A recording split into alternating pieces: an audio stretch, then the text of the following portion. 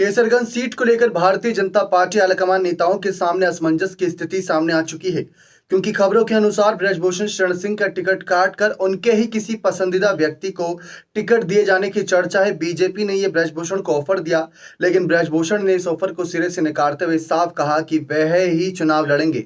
यानी केसरगंज सीट से एक बार फिर से बृजभूषण शरण सिंह अपनी दावेदारी को मजबूत मानते नजर आ रही हैं। अब ऐसे में सवाल ये बनता है कि अगर बीजेपी ने बृजभूषण के खिलाफ फैसला लिया, कुछ नया प्रयोग करते नजर आए, क्योंकि कई ऐसे विधायकों के नाम थे जो कि चर्चाओं में थे। करनेलगंज के विधायक इसमें नाम था और साथ ही साथ अन्य सीटों के भी विधायकों के नाम थे और कुछ बाहरी बड़े चेहरों को लेकर भी चर्चा थी, जिसमें अवध ओझा सर को लेकर भी नाम चर्चाओं में था। इस बीच सवाल यह है कि अगर बीजेपी ने नया प्रयोग करा और ऐसे में बृजभूषण शरण सिंह के खिलाफ फैसला लिया, तो बृजभूषण का अगला कदम क्या होगा?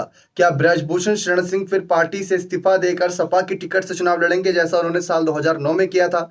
यह सवाल बनता है, क्योंकि बीजेपी यहां पर जिस तरीके से अपनी बात रखी, उससे विश्लेषकों का यह कहना है कि बीजेपी अगर बृजभूषण को टिकट देती है तो यहां पर एक ऐसी स्थिति बनेगी जिसका फायदा पूरा विपक्ष उठाएगा और महिला पहलवानों के मुद्दे को ज्यादा यहां पर गंभीरता से देखा जाएगा। लेकिन अगर हम प्रत्याशी ही बदल देंगे तो उससे कहीं ना कहीं वह स्थिति वहीं की वहीं शांत हो जाएगी।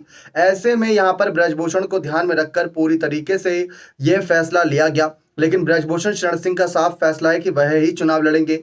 इसीलिए हमने देखा कि हाल फिलहाल में बृजभूषण शरण सिंह प्रचार प्रसार में भी जुट गए थे, जनताओं से लगातार जनसंपर्क करना, रैलियां करना और इस बीच अपने घर के पास जितने भी यहाँ पर फरियादी आते हैं उनकी बातें सुनना, उनकी सारी मुसीबतों को दूर करना, क्योंकि खबरें थी कि उन्होंने जेपी नड्डा और साथ ही साथ अमित शाह से बातचीत कर ली है। ऐसा लग रहा था कि सब कुछ फाइनल है, लेकिन आज ये खबर सामने आई और वो भी कयासों पर है, उस पर कोई हम पुष्टि नहीं करते कि इसमें कोई सच्चाई होगी, लेकिन काफी हद तक यही सच दिख रहा है, क्योंकि बृजभूषण के अलावा केसरगंज में भी कोई दूसरा नेता एक्टिव नहीं है जो बृजभूषण के करीबी हो और ऐसे में किसी और नेता को लेकर उन्होंने एक भी बयान नहीं दिया। अचानक से वो नाम सामने आना सभी के लिए चौंकाने वाला माना जाएगा। बृजभूषण के परिवार में से ही किसी को एक टिकट मिलने की काफी लंबे समय से चर्चा थी, चाहे उनकी पत्नी हो या उनके दोनों बेटे में से किसी एक को आय करने की बात हो, लेकिन बृजभूषण का कहना है कि वह ही चुनाव लड़ेंगे, क्योंकि अगर बृजभूषण चुनाव नहीं लड़ते हैं तो उन पर एक ये लांछन रहेगा कि महिला पहलवानों के आरोपों के बाद बृजभूषण शरण सिंह ने चुनाव लड़ना भी छोड़ दिया था।